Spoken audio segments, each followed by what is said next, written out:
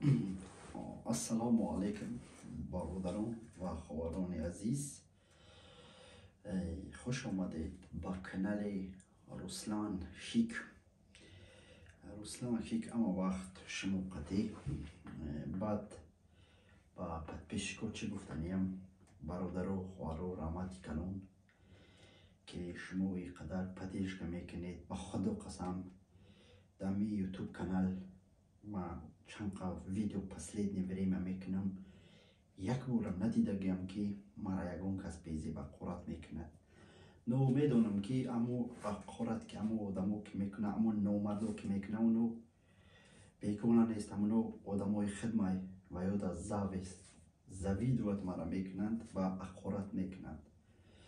برادرو اصلا ای کلو ویست توجیکستان میگم، مثال ای خوجند و ای بدخشان و ای دیگر و نویا و ای دیگر جاو بسیار گپای خوب میزنند. سلامت باشین، خونه و باد باشین. بسیار من در приятно که когда امی подписчиков ترا поддержка میکنند، مثال یگون گپی نیک میزنند، یگون گپی خوشلوی میزنند. با خدا قسم تخرسند میشوی когда میخیزد برادر ترا поддержка میکند. خیلی سلامت و خونه و باد باشین. لبوی خدمت باشد، ما همه وقت خدمت هستیم.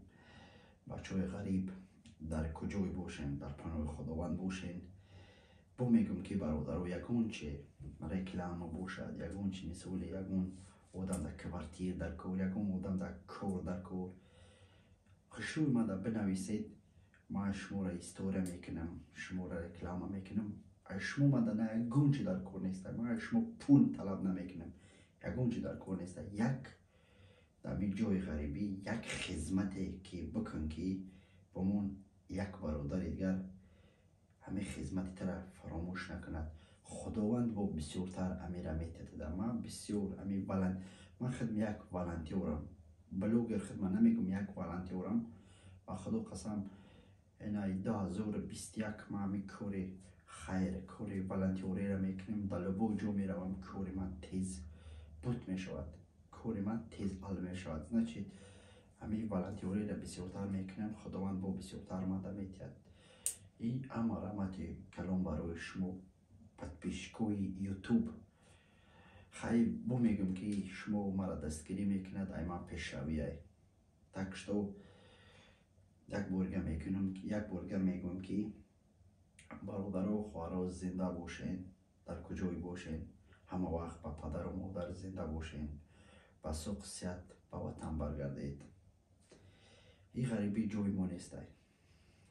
تکشتو دای جو قنبره کور کن دموی کرو چه. خیلی کسانی که подписаться کردگی نیست، подписаться کنین برادر رو. شما فقط یک لایک ای من پیشروی